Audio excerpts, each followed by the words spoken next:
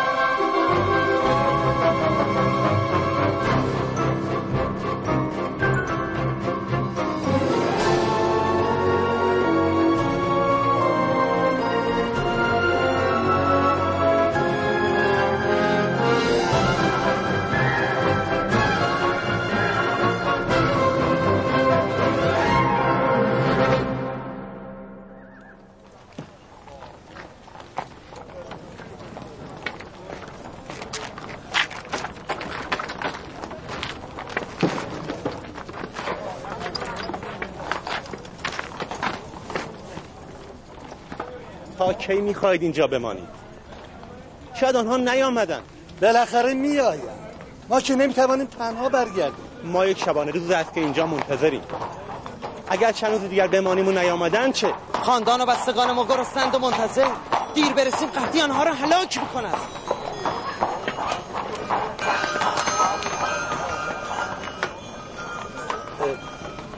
پوزش میخواهم. آن 10 برادری که با ما بودن چه شدن؟ ما نمیدانیم برویم یا که منتظر بمانیم. میدانم که مهمان عزیز مصر هستند، اما کی خواهند آمد نمیدانم. تکلیف ما روشن نشد. شما بروید، آنها خواهند آمد. معطل آنها نشوید.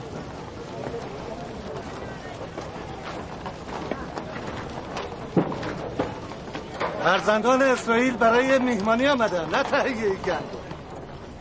انتظار بیفایده است. حرکت میکنه.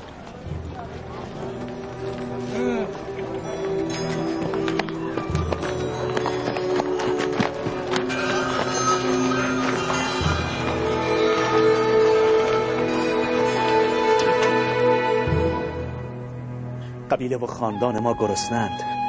آنها به امید بازگشت ما و بردن گندم لحظه شماری می کنند. اگر عزیز مصر به ما اجازه رفتن دهند سپاسگزار خواهیم شد. 3 روز از ما را اینجا نگه داشتید. نباید علت آن را بدانیم؟ ما که برای خور و خواب به مصر نیامدیم. تعدادی از کنعانیان همسفر ما هستند. اگر نرفته باشند اکنون باید بیرون دروازه منتظر ما مانده باشند. آن بیچاره ها چه گناهی کردند؟ صبر کنید. باز میگردم.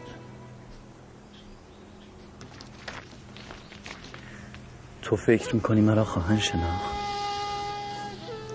بستگی به زیرکی آنان دارد، اما من گمان نمی‌کنم. میدانی آنها میخواهند جناب یوزارسیف را ببینند و علت حضورشان در اینجا را بدانند. تالار پذیرایی را آماده کنید. تخت مرا نیز در بالای تالار قرار دهید. کنعانیان برای شکوه و جلال ارزش زیادی قائلند و زود مخمور قدرت میشوند. آنان را به تالار ببرید، من نیز خواهم آمد. اطاعت علی جناب. اگر مرا بشناسند همه نقشه‌های من برملا خواهد شد.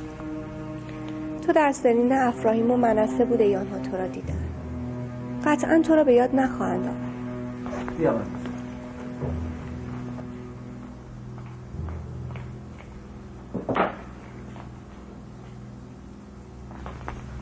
امیدوارم مرا به جا نیاورند. از این سو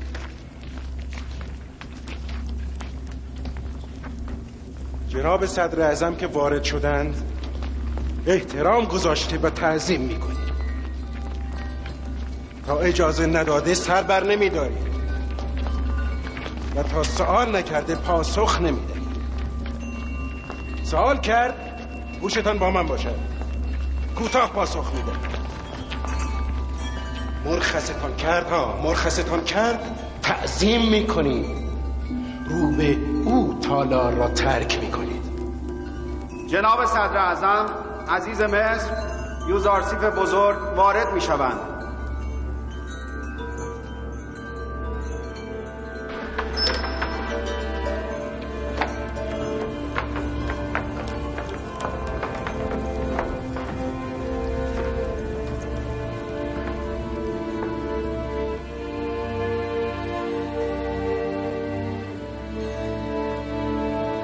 برخیزید.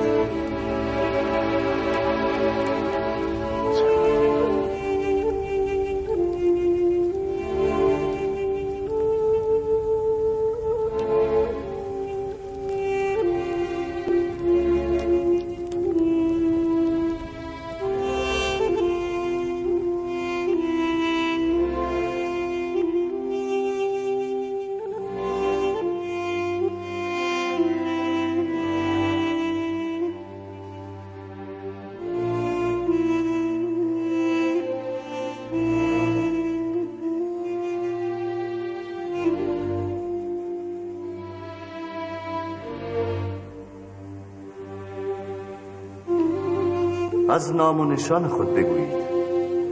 شما که هستید؟ ما فرزندان یعقوب پیامبر هستیم، از نوادگان اسحاق و از ذریه ابراهیم. نام من لاوی است. نام من هم یهوداست. من یساکر هستم. نام من اشیر است. بنده شمعون هستم. جاد هستم. من هم روبین هستم. من نفتالی هستم. دان. زبولون.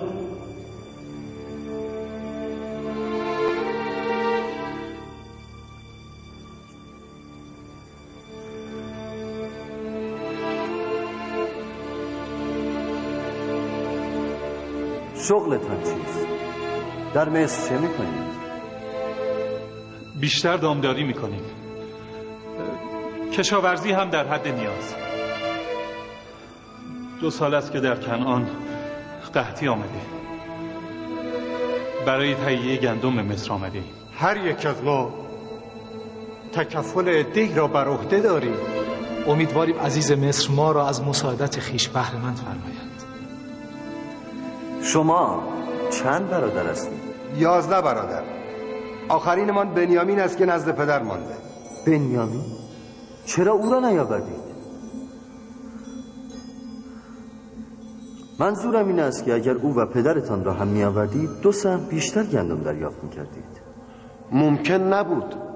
نه، ممکن نبود آن دو را با خود بیاورید. پدرمان نابیناست و توان سفر ندارد. ایشان به خاطر علاقه زیادشان به بنیامین او را از خود جدا نمی کنند. شدت علاقه پدرتان به بنیامین از چیست؟ مگر همه از یک پدر نیستیم؟ ما از یک پدریم ولی از یک مادر نیستیم. بنیامین را از مادر برادری بود به نام یوسف که گرگ‌ها او را خوردند. پدرمان از آن پس به جای یوسف مهر بنیامین را در قلب خود نشاند. با این وصف پدرتان علاقه زیادی به یوسف داشته. ضعف بینایی او هم به خاطر گریه زیاد در فراق یوسف است.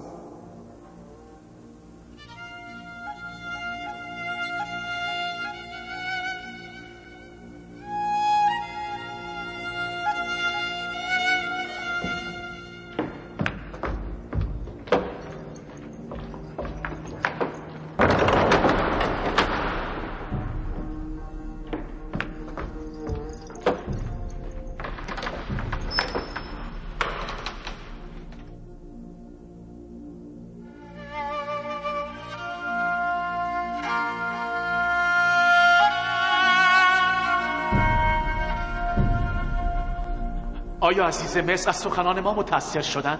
گمان نمی کنم. حال ایشان کمی مساعد نیست. همینک باز میگه.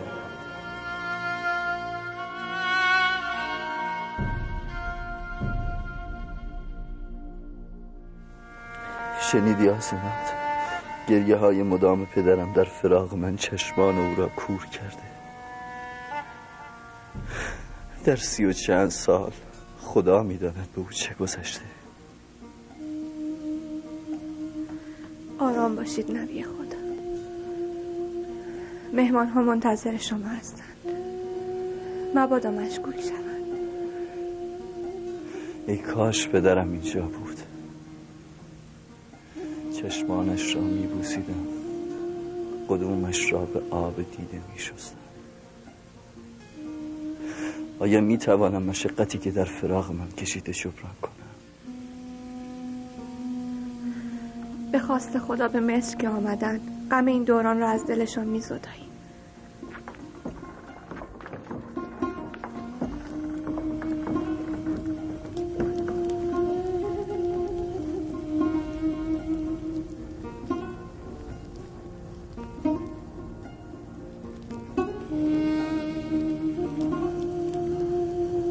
دردی در سینه دارم که گاه طاقتم را تاق می‌کند. نکند سخنان ما عزیز مصر جناب یوزارسیف را آزرده است. نه، یاد مطلبی ذهن مرا به خود مشغول کرده. هرچه میکنم نمیتوانم به شما اطمینان کنم. شما حقیقتی را در کلام خود پنهان میکنید. ما به جناب صدر اعظم اطمینان میدهیم که جز حقیقت نگفتیم. آیا شما آن برادر گرگ خورده را دوست می داشتی؟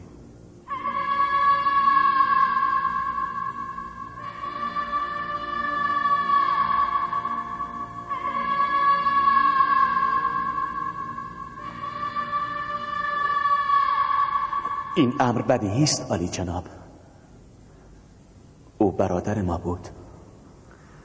وقتی از برادری که طعمه گرگ شده سخن می گفتید اندوهی در کلام شما مشاهده نکردم.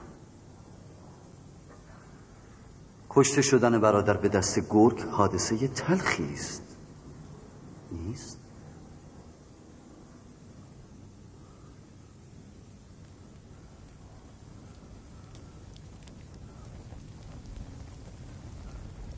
نگفتم شما حقیقت را نمیگویید.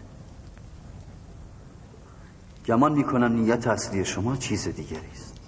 ولی عالی جناب، ما جز حقیقت نگفتیم.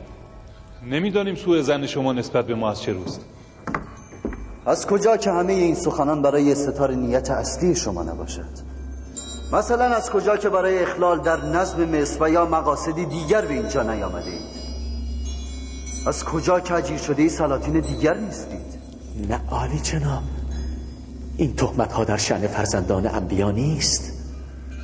ذریه انبیا از این تهمت ها مبرا هستند عالی جناب. گویا شما از خطای پیامبرزادگانی چون پسر نوح و قابیل فرزند آدم بیخبرید. از کجا بدانم حقیقت را میگویید؟ میتوانید ثابت کنید؟ ما حقیقت را میگوییم عالی جناب، سوگند میخوریم. به جای سوگند در سفر آینده برادر کوچکترتان را به مصر بیاورید. با دیدن اون صدق گفتارتان برایم روشن می شود. میبینید که من هم خوب پذیرایی میکنم و هم پیمانه گندم را کامل میدهم. اگر برادر کوچکترتان را با خود بیاورید اون این سهمی میگیرد و اگر نیاورید به هیچ یک گندم نمیدهم.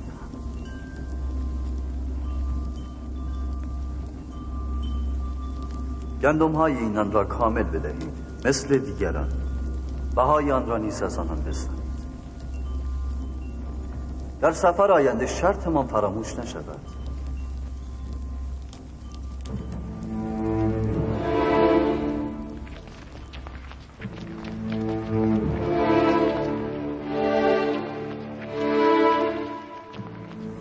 خدا نگهدارتان. امیدوارم که خداوند از خطاهایتان بگذرد. شما به پدر و برادرتان بد کردید، من از شما گذشتم.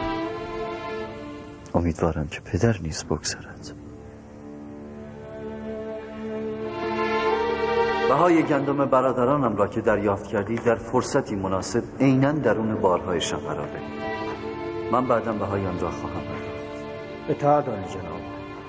پوزش میخواهم. چه شد که نبی خدا خود را به برادران معرفی نکردند؟ آنها اصلا نباید بدانند تا به وقتش آگاهشان خواهد کرد.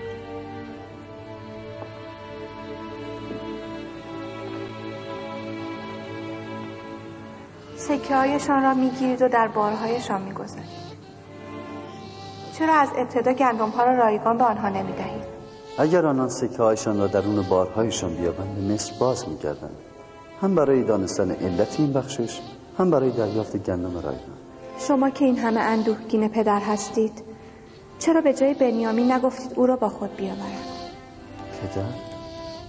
نه، پدر به محض دیدن من خواهد شناخت و خواهد فهمید که برادرانم با من چه کرد. خب بفهمند. بگذار دروغشان آشکار شود. چه اشکالی دارد؟ اگر پدر بداند برادرانم را نفرین می‌کند. نفرین پیامبر خدا برادرانم را نابود می‌کند. به خصوص که آنها هنوز دروغ میگویند و توبه نکردند. در نهایت چه؟ میخواهی یعقوب نبی همچنان در فراق شما زجر بکشد؟ نه، ابتدا باید برادران توبه کنند. خداوند که از آنان بگذرد خشم پدر نیز فرو خواهد نشست. چگونه میخواهی آنها را به توبه وادار کنی؟ بعداً خواهی دانست. بنیامین را به خاطر همین به مصر خواستم. امیدوارم طریقی که اندیشیدم نتیجه دهد.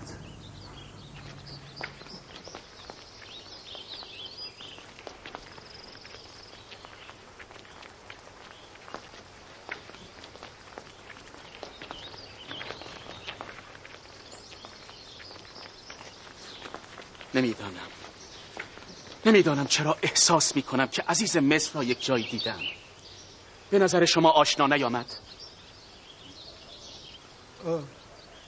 چرا؟ به یاد دارم که چندین بار با هم در صحرا گوسفند چرانی کردیم. راست میگویی لاوی، من هم احساس کردم که او را میشناسم.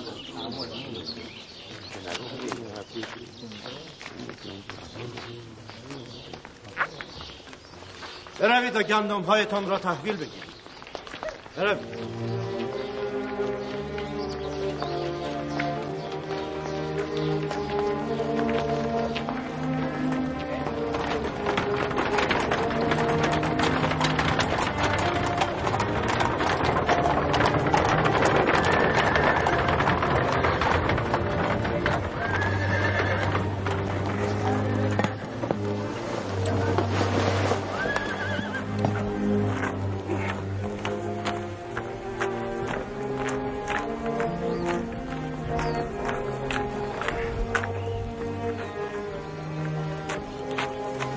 این دیگر چیست جناب میمیسا؟ این هدیه ماست. ممنونی. این آرد را تا مقصد توشه راه کنید. خمیر کردن و نان پختن که میدانی. از پذیرایی شما بسیار سپاسگزاریم. سپاسگزاریم. سفر خوبی داشتید.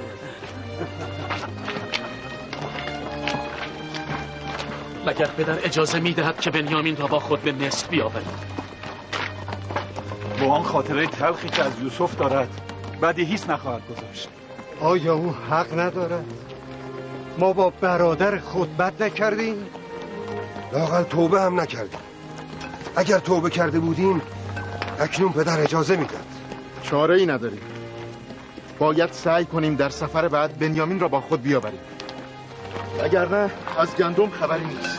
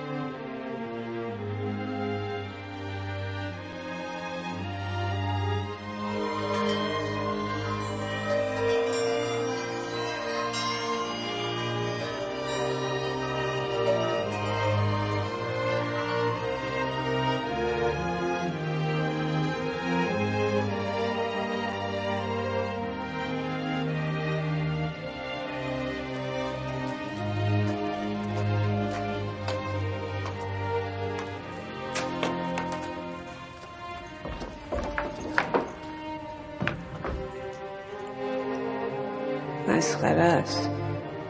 تو نیز از خدایانی؟ برای دیدن آمون و دیگر خدایان باید به معبد می آمدم و در حضورشان می ایستادم تا بتوانم با آنان سخن بگویم.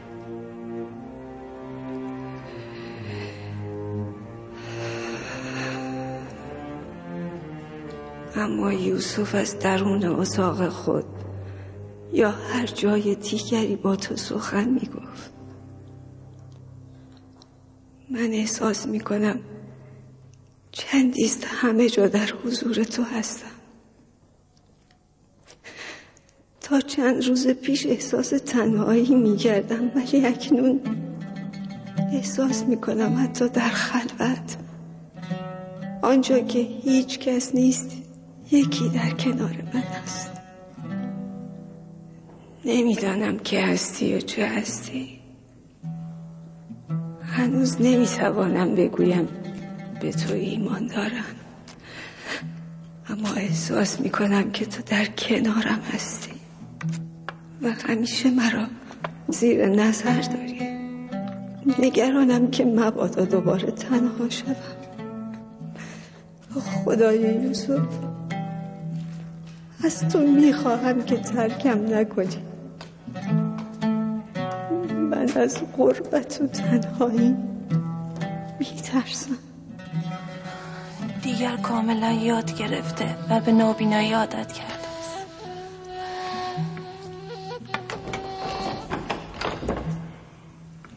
میدانی، من گمان میکنم همینک تو با یوسف سخن میگویی.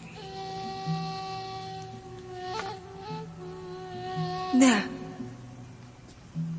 یوسف با تو سخن میگوید و تو او را نگاه میکنی. او اینک در محضر توست.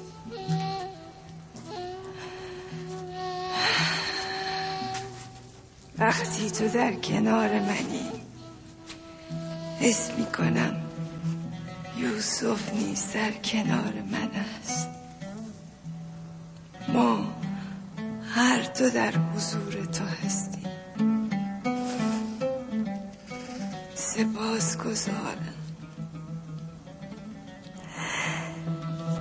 سپاسگزارم که به دیدارم میایی و شبهای تارم را روشن میکنی.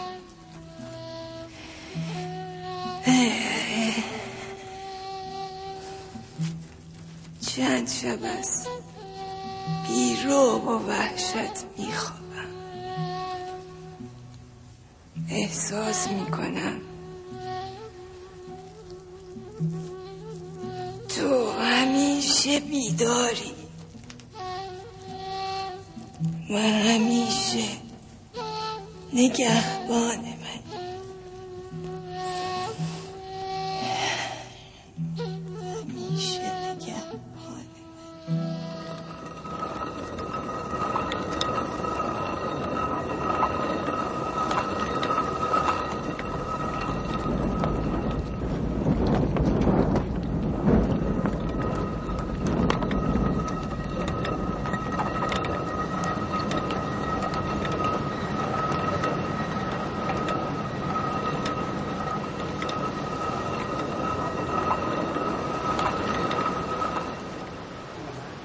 خاندان یعقوب منتظرم.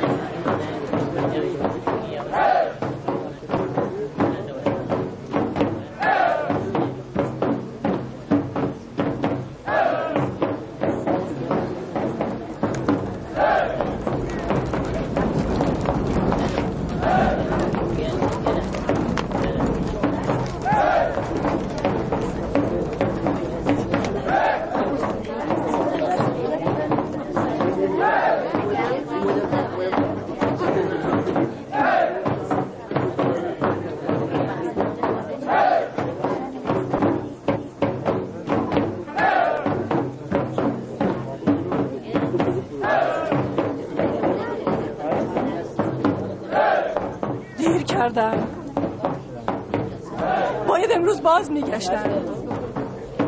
نباید حادثه رخ داده باشه. تو نمیتوانی حرف امیدوار کننده بزنی؟ گله نکن پسرم، به زودی پدرت میآید.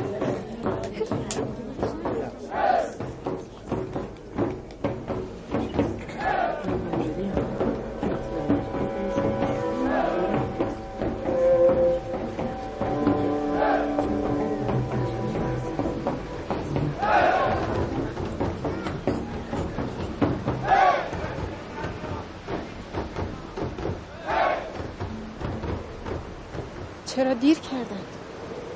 کنعانیان که دیروز آمدند.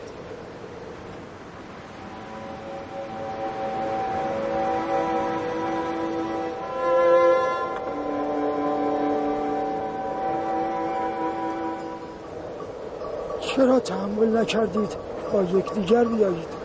ما که نمیدانستیم چند روز دیگر باید صبر کنیم. شاید چند روز دیگر صبر میکردیم و نمی آمدن.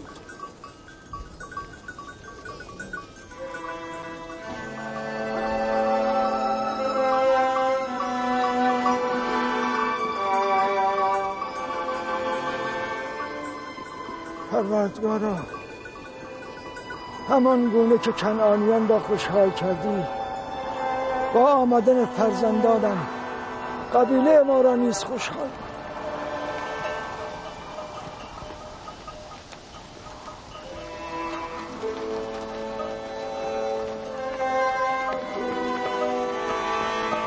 همسفران ما اکنون به کنعان رسیدند.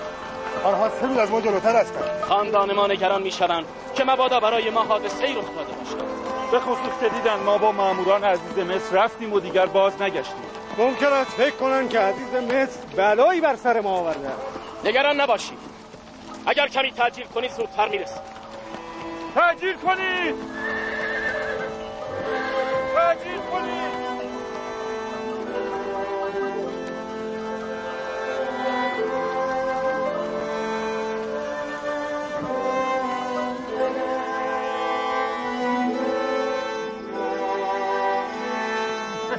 عجب بوی نانی می‌آید.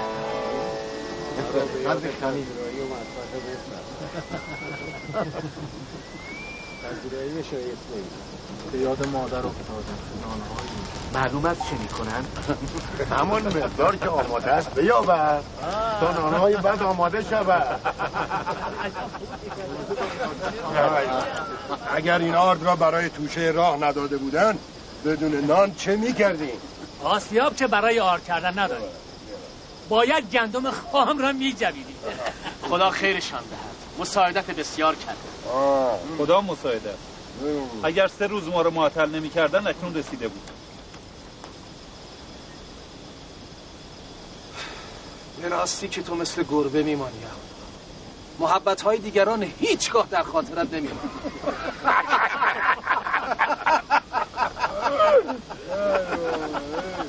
نفتالی چه شد؟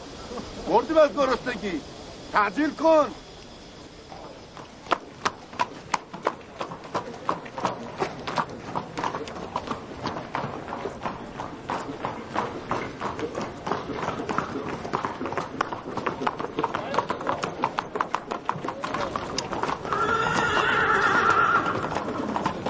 جناب رودامون؟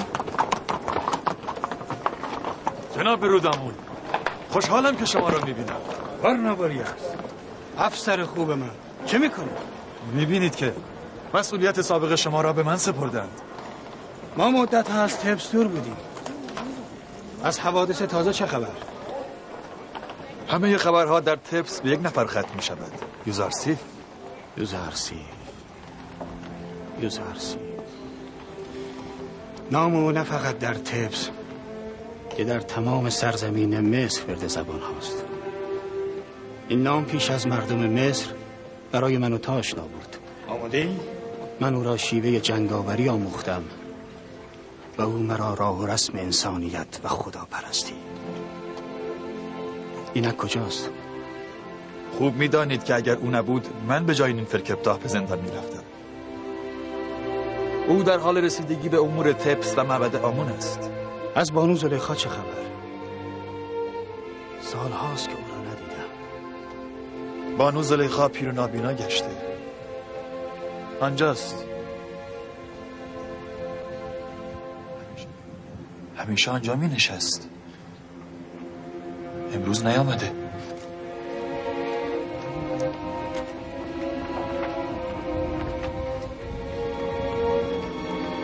ببینم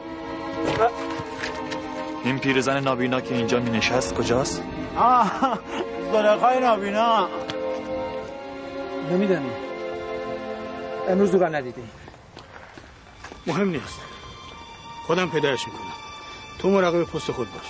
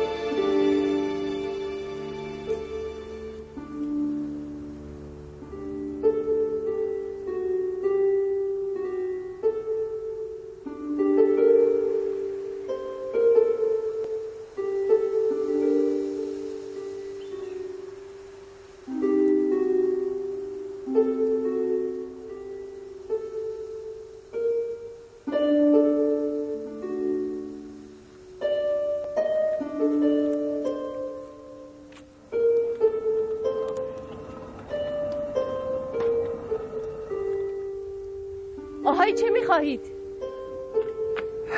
به به، باز هم محافظین بانو زلیخا. باز هم شما 2 نفر؟ اینجا چه میکنید؟ دیگر بانو زلیخا چیزی برای بخشیدن ندارد. حیف شد. از جانب جناب یوزرسیف برای بانو زلیخا خبر بسیار مهمی داشتیم. آری تاما تیامنی چه شده؟ اینها که هستن؟ تمام مزاحمین ولگرد همیشگی بانو. خبر مهمی داریم زلیخا. احمد بانو زلیخا شنیدی؟ ببخشید بانو زلیخا. به هر حال دیگر چیزی برای بخشیدن ندارم. حیف شد، چون یک نفر از طرف یوزارسیف به دنبال شما میگردن.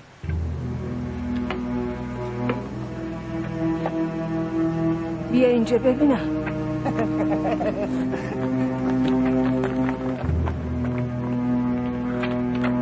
در خدمتیم بانو. باز هم مثل همیشه دروغ میگویید. باز هم قصد فریبم را دارید. نه بانو، دستش را در دستان شما میگذاریم، آنگاه مژدگانی بدهید. خوب است.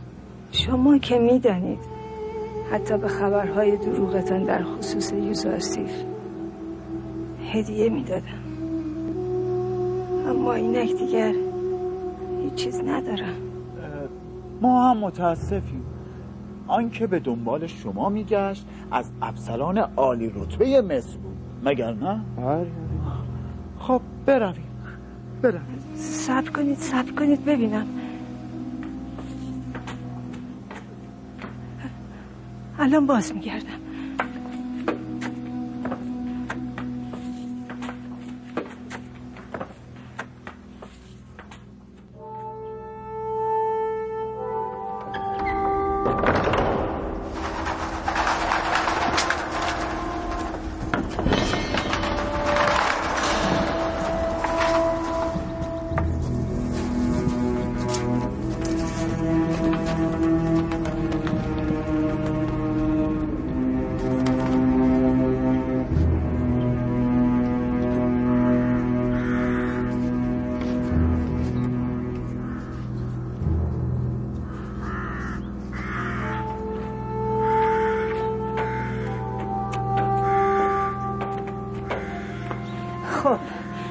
قاصدی که گفتید کو؟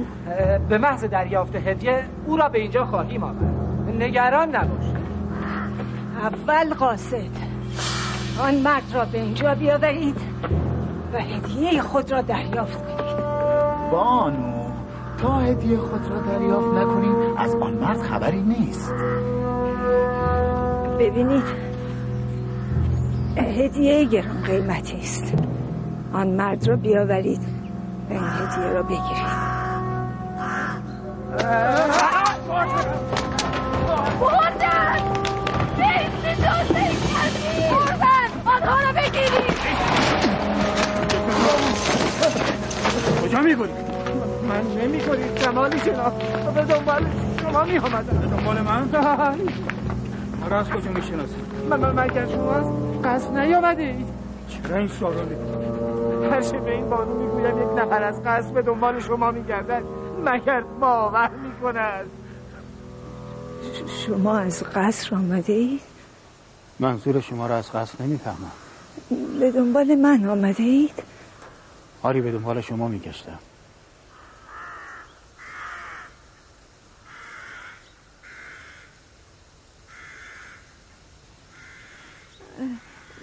بسیار خوب. تو میتوانی بروی. او را رهایش کنید. ولی تندیس آمان؟ چیزی نیست. من آن را هدیه دادم.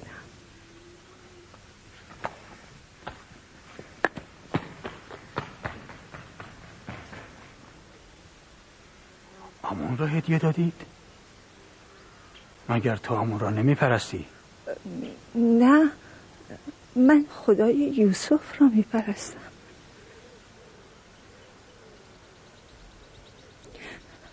وقتی آنان گفتند که تو از جانب یوسف به دنبال من آمدی، آمون را به آنها بخشیدم. مجازات آنها بماند برای بعد. آنها دروغ گفتند. من برای دیدن شما آمدم، اما نه جانب یوزارسیف. چه شد بانو؟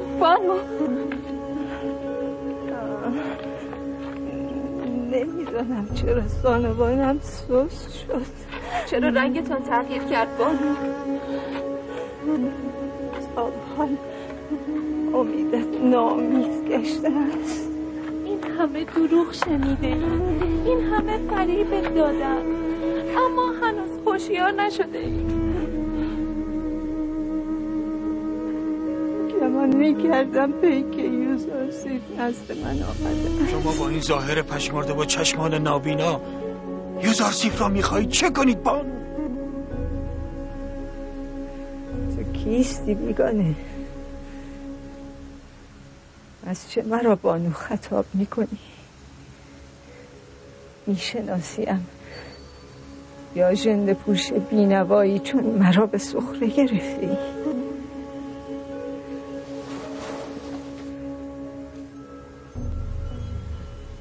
رودامون بانو، شما رودامون هستید؟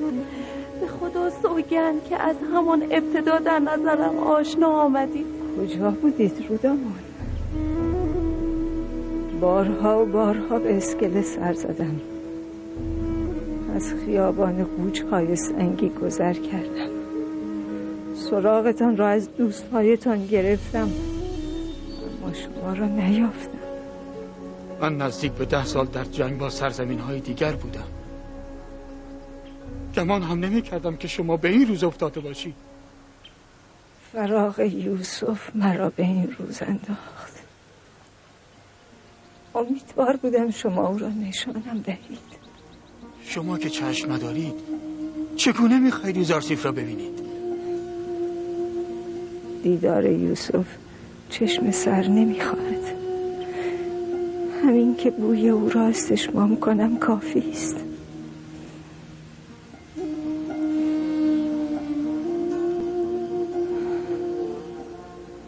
اگر روزی او را ببینم تقاضا خواهم کرد تا مرا در گوشه ای از قصر خود سکنا دهد تا همیشه در کنار او باشم و هر روز بوی او را استشمام کنم. ولی افسوس که آرزوی دست نیافتنی است. از کجا معلوم؟ سعی میکنم یوزارسیف را پیدا کنم. من ناامید نیستم. به محض اینکه از یوزارسیف خبری یافتم باز میگردم. نکند چون گذشته ناامیدمان کنی. نگران نباشید. من به شما امید بستم. بانو اطمینان میدم که بازگردم.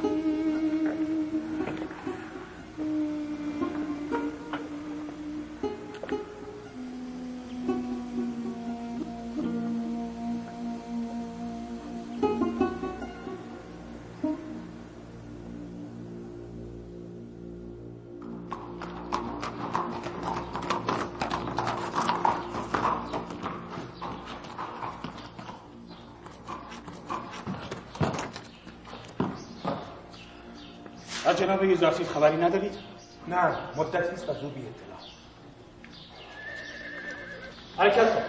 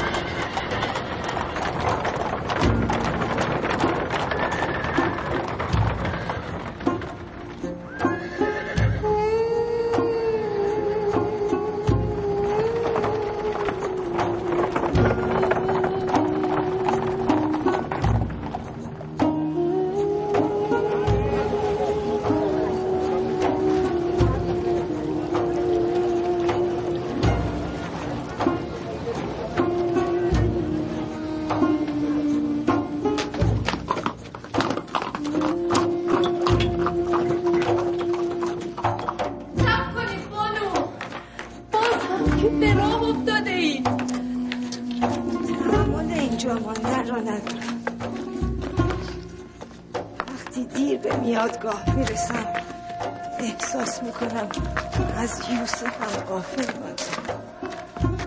رسم عاشقی از پی معشوق رفتن است. اگر رودامون آمد و یوزارسیف را پیدا کرد چگونه به شما خبر دهد؟ میبینید که تا کنون منتظرش بودم و نیامد. فکر نمی کنم بازگرده. برویم.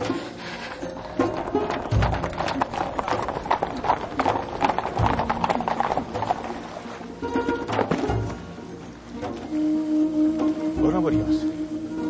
از جناب یوزارسیف خبری داری؟ بله عالی جناب. جمعیتی را که می‌بینید برای شنیدن سخنان یوزارسیف به معبد می‌روند. او امروز در معبد برای مردم سخن خواهد گفت و برای اولین بار در معبد آمون به جای ستایش تندیس‌ها خداوند یکتا را ستایش خواهد گفت. قصر پوتیفار حرکت کن.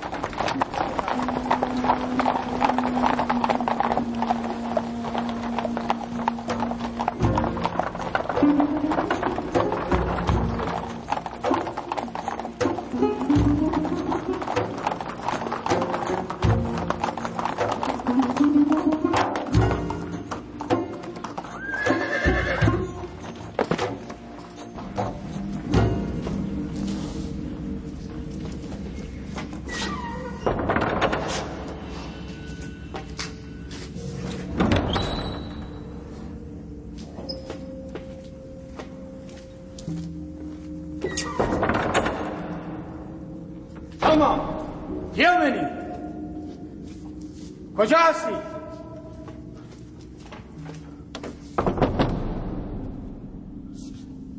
کسی اینجا نیست؟ بانو زلیخا کجا هستی؟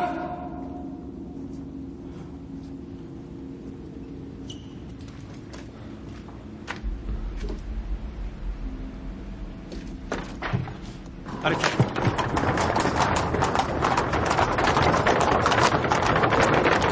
کنار بروید. جناب یوزارسیف قصد بیرون آمدن دارند.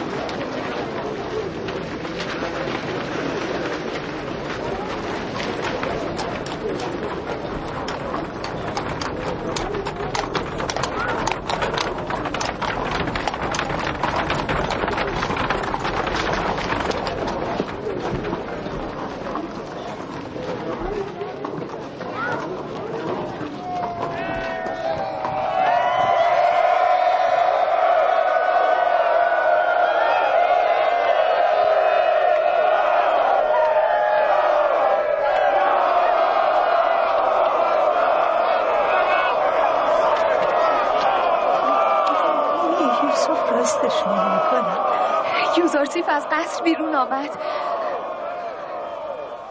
درود بر صدر اعظم مصر، درود بر ناجی و رزاق مصر، درود بر مالک و صاحب اختیار مصر، درود بر مشاور و معبر مصر، صاحب کتاب زرین عالی جناب یوزارسیف. درود خداوند بر شما نگهبانان و حافظان شجاع مصر.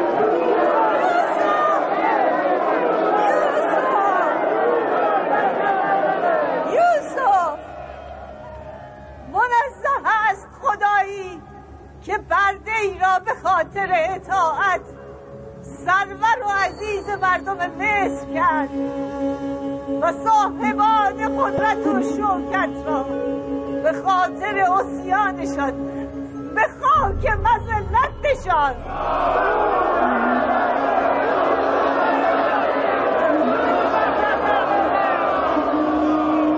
آن پیرزن نظرم آشنا می‌آید. آیا او را در جایی دیده ای؟ نمیدانم. کنایه سخن او را دریافتی؟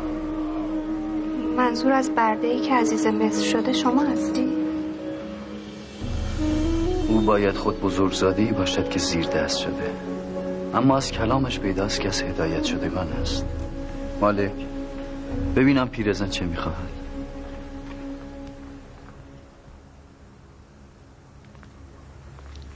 جناب یوزارسیف فرمودند هر نیازی دارید برآورده کنیم. از ایشان چه میخواهید؟ من فقط میخواهم با جناب یوزارسیف سخن بگویم. تقاضای دیگری ندارم.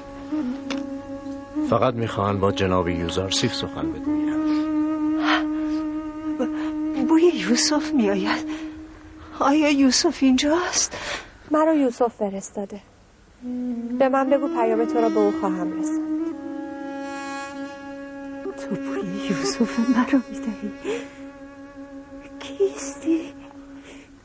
با او چه نسبتی داری؟ من آسنات همسر عزیز مصر هستم. بگو چه میخواهی؟ این زن چه گفت؟ درست نشنیدم. من آسنات همسر عزیز مصر هستم، همسر جناب یوزارسیف.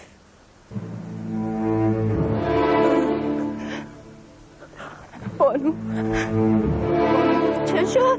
بانو چه شد؟ شما را چه شد؟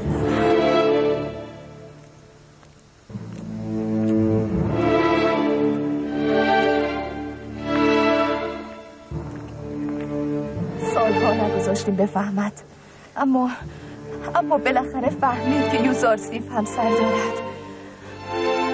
چرا به او نگفتی که این بانو زلیخا عاشق دیرین یوزارسیف است؟ پیش روی آسنات باید میگفتم که عاشق همسر توست. میخواست با شما سخن بگوید، اما تا شنید من همسر شما هستم از هوش رفت. بانو زلیخا، بانو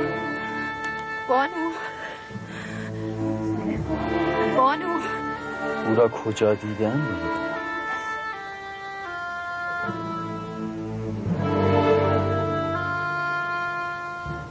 گمان میکنم او پیرزن رویاهای من است که چندین بار با چهره‌ای پوشیده از من استمداد میطلبید. همان که به دنبالش میگشتی؟